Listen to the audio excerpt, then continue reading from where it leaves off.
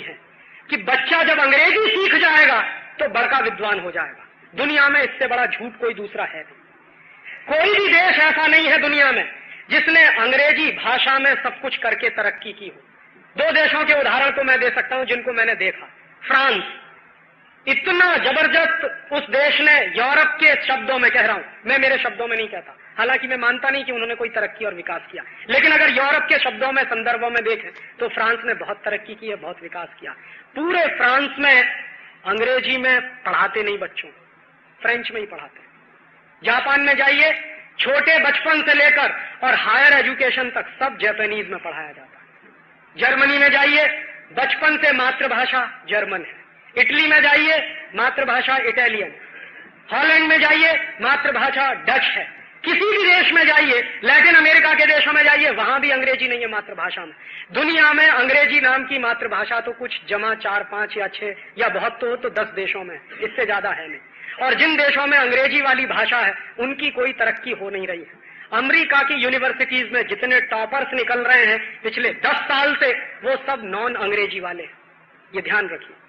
पिछले 10 सालों में अमेरिका की यूनिवर्सिटी में जितने टॉपर्स पैदा हुए कोई भी अंग्रेजी वाला नहीं, और दूसरे देशों में भी यही हालत।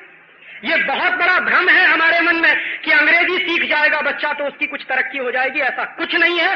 दुनिया में बहुत सारे ऐसे देश हैं जिन्होंने बिना अंग्रेजी के बहुत आगे गए हैं और बहुत तरक्की की है। जापान, फ्रांस या जर्मनी, ऐसे तमाम उदाहरण। तो ये गलतफहमी आप अपने मन से निकाल दीजिए कि अंग्रेजी ही पढ़ेगा तो हमारे बच्चे का विकास होगा। बच्चे का सबसे अच्छा विकास तब होता है जब वो मातृभाषा में पढ़ता। अगर गुजराती आपकी मातृभाषा है तो गुजराती में पढ़ाइए, मराठी मातृभाषा है तो मराठी में पढ़ाइए, अंग्रेजी में तो बिल्कुल नहीं। और ये अंग्रेजी में पढ़ाने का सिस्टम मैकॉले ने इस देश में शुरू किया, वो गुलाम बनाने के लिए था। तो हम आजादी के बाद अपने बच्चों को जानबूझकर गुलाम बनाने के लिए और मम्मी पापा के रहते हुए जानबूझकर अनाथ बनाने के लिए, बराबर याद रखिए, कॉन्वेंट स्कूल माने अनाथ बच्चों का स्कूल। यूरोप में कॉन्वेंट स्कूल वही होते हैं जहां अनाथ बच्चे पढ़ते हैं। तो अनाथ बच्चे नहीं है हमारे, मम्मी पापा के बच्चे हैं, इसलिए आप अपने बच्चों को मत भेजिए। उससे ये जो अंग्रेजियत की संस्कृति आ रही है बच्चों में, ये बंद हो जाएगी। इस अंग्रेजियत की संस्कृति से नफरत है। अंग्रेजों से शायद उतनी नफरत हमको नहीं हो सकती जितनी अंग्रेजियत से है। और वो अंग्रेजियत से इसलिए नफरत है कि सारी दुनिया का नाश करने वाली है वो संस्कृति, राक्षसी संस्कृति है, उसमें कुछ मानवीयता के तत्व है नहीं, इंसानियत के तत्व है नहीं। तो 2-3 बातें मैंने कही हैं, फिर मैं रिपीट कर रहा हूं।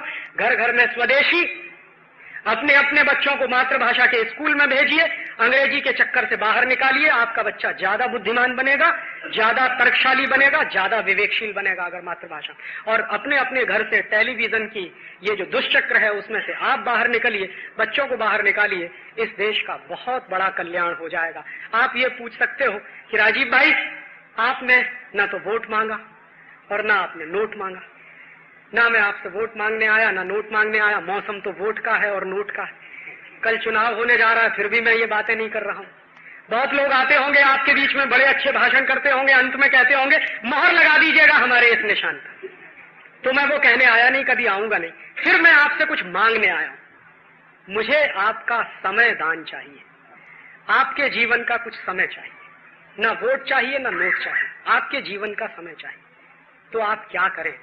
एक दिन में 24 घंटे का समय है आपके पास। इस 24 घंटे में से 23 घंटे आप अपने व्यापार के लिए, अपने बच्चों के लिए, अपने परिवार के लिए रखिए। 1 घंटा देश को दीजिए। आपके 1 घंटे की इस देश को बहुत जरूरत है। आप इस 1 घंटे में क्या करें? एक छोटी सी बात कह के खत्म करूंगा। 1757 का जब प्लासी का युद्ध हुआ था, 300 अंग्रेज सिपाहियों को लेकर रॉबर्ट क्लाइव आया और 18,000 हिंदुस्तानी सिपाहियों पर विजय हासिल की। युद्ध जीतने के बाद जानते हैं रॉबर्ट क्लाइव ने एक जुलूस निकाला और उसके लिए उसने लिखा है अपनी डायरी में। उस डायरी के 2 पन्ने मेरे पास हैं और जब जब मैं पढ़ता हूं मेरे दिल में आग लग जाती। क्लाइव ने लिखा अपनी डायरी में कि मैंने जब प्लासी का युद्ध जीत लिया तो 300 अंग्रेज सिपाहियों के साथ मैंने एक विजय जुलूस निकाला, कलकत्ता से मुर्शिदाबाद तक का। तो उस विजय जुलूस में क्या होता था?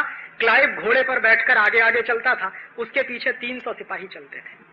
और उसने डायरी में लिखा है कि मेरे 300 सिपाहियों का जुलूस देखने के लिए सड़क के दोनों किनारे करोड़ों करोड़ों हिंदुस्तानी खड़े होते थे। और उसने आखिरी वाक्य लिखा है कि जो सड़कों के दोनों किनारे खड़े होकर मेरा जुलूस देखते थे और तालियां बजाते थे,